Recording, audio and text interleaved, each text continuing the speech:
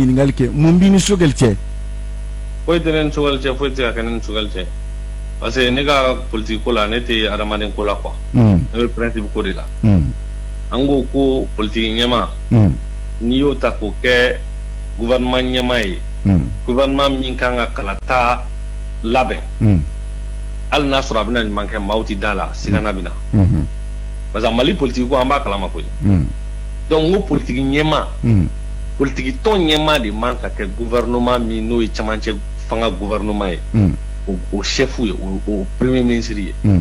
mais no fo ne kam shogal de ne ka den rema ne tala ngala cheble ndra me tala boube ma sumilu boube tala alu Boubacar Diallo ul tala ngala donc mo de be mo ko ko ta don ko ke mo ko kuyi ngone ne shogale ya anjera FSD kono ambe ko me Soumaïla no fe ka Soumaïla de ni gɛlɛya kun bɛ ne n'a ni ɲɔgɔn cɛ an kun bɛ Soumaïla dɛmɛ ɲɔgɔn fɛ yan donc maaw ka bɔ mɔgɔ ko kɔnɔ quoi. D'accord n'u n'a ma ɲa n'a sugandira an tun fɔra fana ko sɔrɔdasi tɛ kɛ cɛmancɛ fanga ye ɲɛmaa ye nin kɛwale ninnu bɛɛ kɛra ko in bɛ se ka dilan cogo di sisan sa. bon ko in bɛ dilan cogo min na an kɔni bɛ min fɔ taxi b'a dɔn an bɛ sini kumaw de fɔ e ka plateau kan an ko i bɛ ka tese ko wa k'a bɛ taa a ma kɛ e ka plateau kan yan. a fɔra. o tuma mɔgɔw kun bɛ n'an gosi yan. nga labana ala tama labana o tiɲɛ de kan bon politique ɲɛmɔgɔ politique tɔn ɲɛmɔgɔ tɛ se ka gouvernement de transition diriger k'a fɔ k'a bɛ élection organiser ko o kɛ élection basculer maaw ka daw la donc ni arna sɔrɔ a yɛrɛ sen tɛna yala a ka parti sen tɛna yala n ko a bɛ fɔ politique ma politique c'est le fait partisan i bɛ clan dɔ de kɔnɔ i ka parti a b'a fɔ k'i t'a la o ko tɛ o a b'a fɔ k'e yɛrɛ b'a la o e tɛ o mali politique mɔgɔ an bɛ se ko caman na dɛ o bɛ se caman na dibi ni dogo an bɛ se a caman na donc an ko ko a tɛ bɛn de ye politique an b'a fɔ ko a kana di civil ma ou bien a dira M5 ma M5 ko tɛ o M5 tu tigɛbaaw ne t'a fɛ yan o ne b'a tu tigɛbaaw la donc a fɔra ko politique ɲɛmɔgɔ de c'est un principe de don mais maaw b'a kuma ta Choguel ninnu sari t'i fɛ dɛ Choguel ko ka go ninnu sari dɛ bon ne bɛ se ka bila adamaden contre la jamana kɔnɔ parce que jɔyɔrɔ ko in dakan ko don mais n'a b'a dakan na a b'a kɛ Choguel kɛra premier ministre a b'a dakan de la maa tɛ se k'o bali o nka a tɛ se ka fɔ ko an hakilina ye min ye k'an ka n'o fana fɔ an ka jamana kɔnɔ n'an y'o fɔ ko dugu bɛ ci. non o de bɛ fɔ bon maintenant an b'a ko dilan cogo di sɔrɔdasi a fɔra k'o tɛ k'a ye e ka la principe kɔnɔna la parti ɲɛmaa ma kan ka kɛ premier ministre ye k'o sababu kɛ ale de bɛna kalata labɛn ni ninnu bɛɛ kɛra jamana in kɔnɔ n'u an dun bɛ gɛlɛya kɔnɔ an bɛ se ka bɔ nin gɛlɛya in kɔnɔ cogo di. bon an bɛ bɔ gɛlɛya mais faut que maliyɛnw ka sigi ka kuma an y'o fɔ i bɛ kɛ k'an ka sigi ka kuma an ka sigi ka kuma tiɲɛ kan. an ka sira don jamana kɔrɔ sira min n'a b'a to jamana ka lakana o bɛ segin so cogo min jamana ka kalanko o bɛ bila minɛn fɛrɛlen kɔnɔ cogo min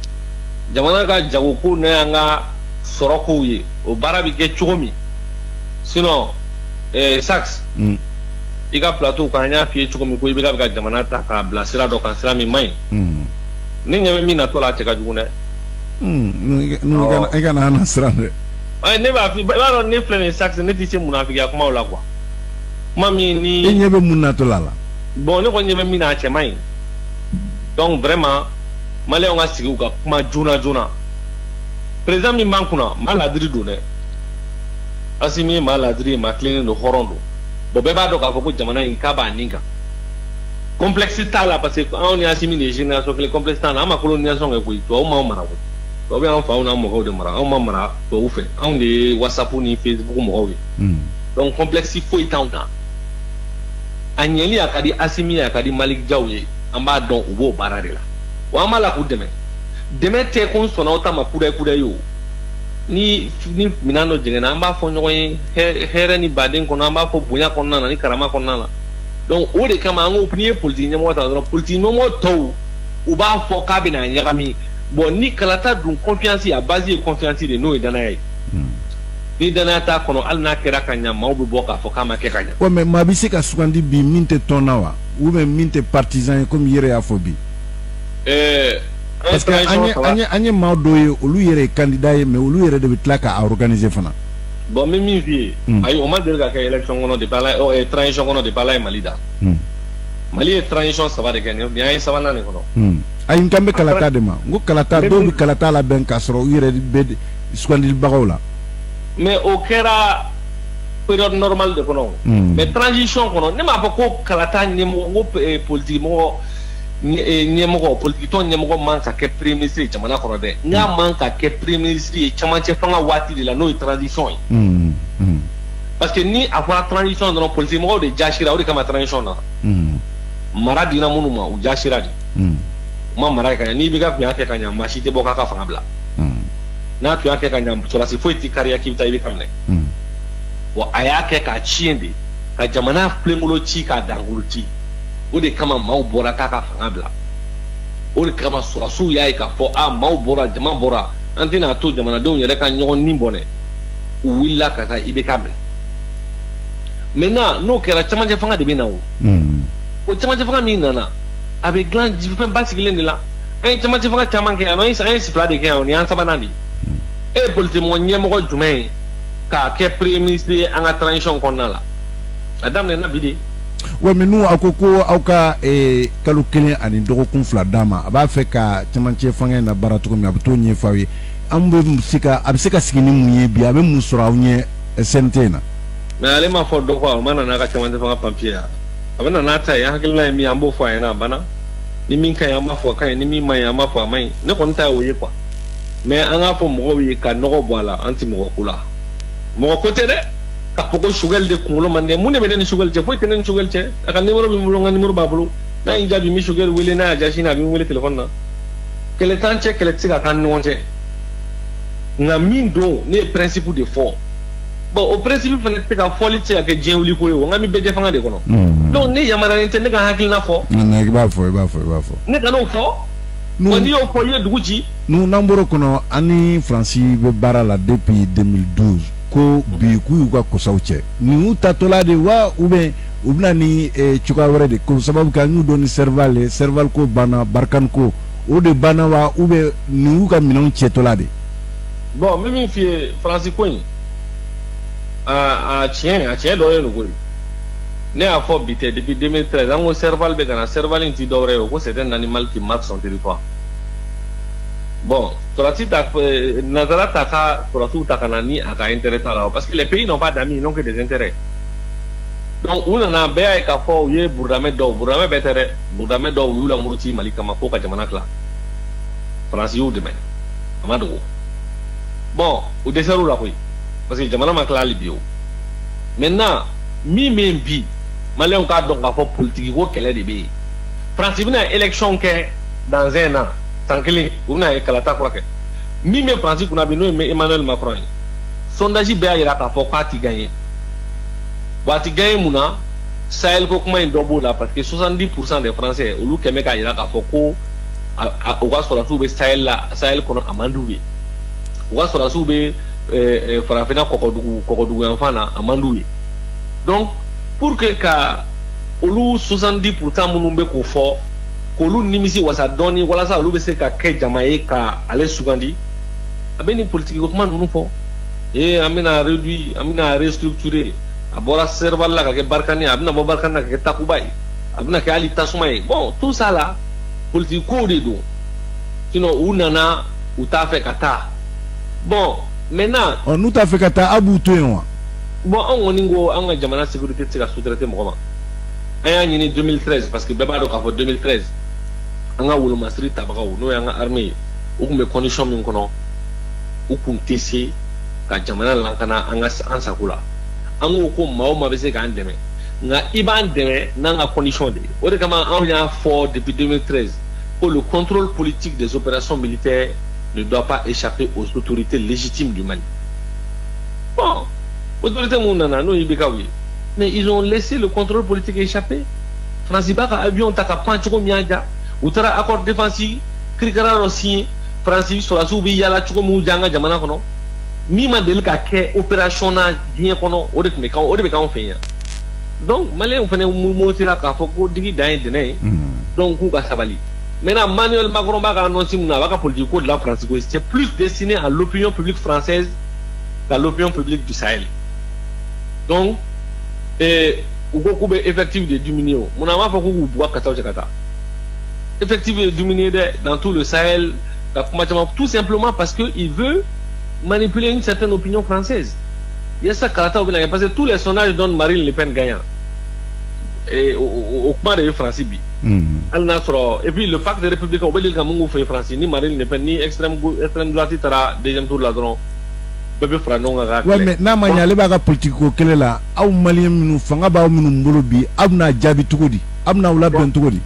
Moi, on a armé beka labe, on a sur la sous beka la faria. Et ma femme a ko kanno tira malikono. On fait manon, ala kan fama armé. Tiens, toi mamadou et des fichines ne mama. Ama fama ko me, on follow. Do ronfla kando ko mechi sumpi nampala lere gire, o de ko te chichi. Nabi ala barkala surasuka chesri barkala et ani anjenyon ga deme la parce que anjenyon do be kan deme malien ga chesri la mi e kanchi do boro la amani ala fa ninga ala ka ninka abani bon o kro e ko barado do ga terenga o nga surasu be ka munu yoro la al nasro effectivement mambulo bi ati an jamana labo mais je crois que si président allait mis pour vice-président pour charger des questions sécuritaires et de défense à quel jamana nemoro ebi il a tous les leviers de pouvoir mamindo abi surasiado kanumala faso kanumala abi c'est vrai ou beka disposition ta wala ça an armée de se renforcer tout comme mais an nan do yona armée min tira 100 ans kono 100 mois kono o armée o tsika de l'antilé o tsika glan kalo tan shiki kalo woro be san flakonna la amani ni malon fo ko munu ko sabali nu yana be bokuma la kalo kononto de tora bolo muni mundi kanga ke tiliala tilia yitme sécurité fo kanga la jona alla so am élection présidentielle drone ka ke o réforme ba ka ke jona ka élection présidentielle ka président sigi drone non na ba to nyana wo mais mi en constitution ko na nga fen ko moi je pense que nan dono la 6 ans akuma be kaya quoi donc à fort président nyana parce que premier ministre ne ba do atisi ka fo nyana bo ne ba klama politique mo ko do bina combine de la kana wu na mara ko di tia jamana ko mais ne be na akuma président ni ka fo président nyana aka laje mi révision constitutionnelle pour ko ni ko kuma do nga jamana ko no folo quoi no dora amesi malon be siga kuma kalata no président quoi ka sigi président mi jamana dem bébé yere mi kono al ni ma voter ki yere ya kono parce que à présent ka ke mai mami jamana dem famba ya subani donc ana ko sa élection présidentielle ka yurugu ba mun kera no e ka nga na polo nyaga mi ka nga waru shoyin vraiment wati do sera nga juju angu tebe ko wuli futo angu teme a dossier nunu a biyoro mi na ko yoro fanye opinion publique informée wala sa mamunu yanga na folo dunu chama me yala la bikum na ke président nga war shweni vraiment wa same wa malodoni ame juju wele o barala mais na mi la kana koy mais armée mi alni armée jama mancha mi numbi mais ko déployer koro douanza nuna yesa o kasi ka patru ke ka bambachi munumbe no milisi munumbe no wala sa olu milisi be se ka contre chukomi sécurité no la kana o be se ka na chukomi moi je crois que kalo shegi mintora nan seda ka nyeshi kalata no président sigi ka nyeshi zomba mun nga warsho ulum leli ani ka lakana nati je crois que na yo ke akacha ala fait transition en jigi me minka al na ma betro malé on a donné son donc vraiment je crois que mes président ou les ma président ka appel lancer président ma ana jenyo a fouille en jigi ba kambi en jigi ba ka shini mais mi e ka politiquement que transition nyama on dit to kan ko parce que donc nous fadit na gouvernement na mon fond ngone c'est fadi be sente la fadi ma foko ni ay jamana bina parce que politiquement ko kam maramanya ni ngo politiquement bete politiquement mo manga jamana ko mais politiquement mu yem maranya mo ko soke nyemo yake ni we ibekai politiquement abinol de blo donc au dans manka e transition gouvernement ko la ou bisa ka ke ministre mais mi a nyemo ko vraiment on boulot politique mo manka yi a nyemo ko la parce que mami est trembo raika o tisi ka trembla raika ne donc Ouais, mais nous, Bandaou ni Mouktar, Utara Kautomi. Mais Bandaou Tara Chokum Maya, Nekumea, Aforani, Saranila. Amasaranila, Mafonena. Botara, a Willy Katana, et Kangono, Amasarana, Amafonena. Donc, nous constatons.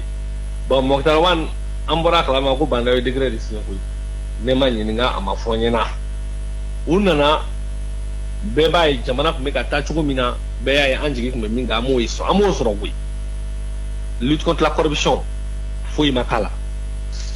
Et mi la Kanakui, Tony Kerola, bon, Al Nasr, vice-président, et un ministre de la Défense de Koko. Bon, Mamou Amani Nakanoui, en fait la manini. Bon, non, nous venons de Tarane, mais vous voulez qu'un manga nous mène quelqu'un qui mène le Kolo Singa Blanc là. Vous tenez un là, le permis là, Tinga Kula. Moi, nous avons constaté, nous n'avons pas été consultés. En le nommant, nous constatons qu'il a été mis hors d'état de ses fonctions. Maintenant, quand on est condamné ou condamné, je pense qu'en tout, il y aura la bicouille.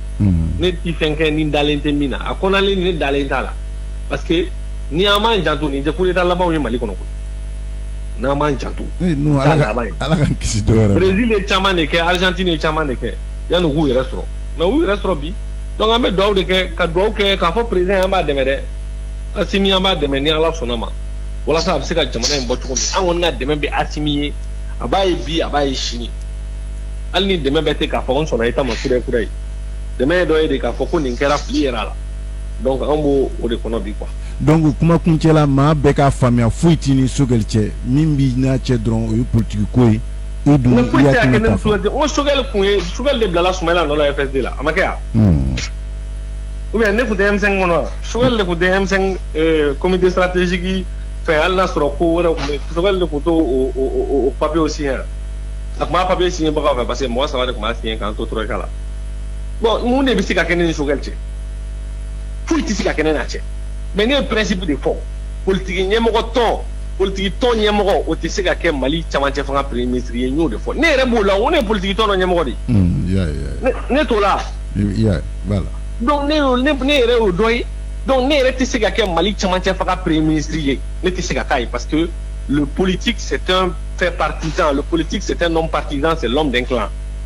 Donc, nous avons de fond. Bon, au forum, Maouilla Gakmachaman fort. Donc, Ami Jamana Mouanga Hakil Lanfoblé.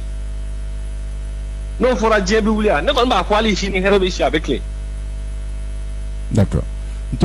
Sara Famiara, Arbi Alakanyanka, Dama, comme Koko, Asim de Menamania. Ale de kraye anga ñongon deme am seki gelami ngona nga bakono isa ma awa me ñongon deme tienka wa d'accord ça merci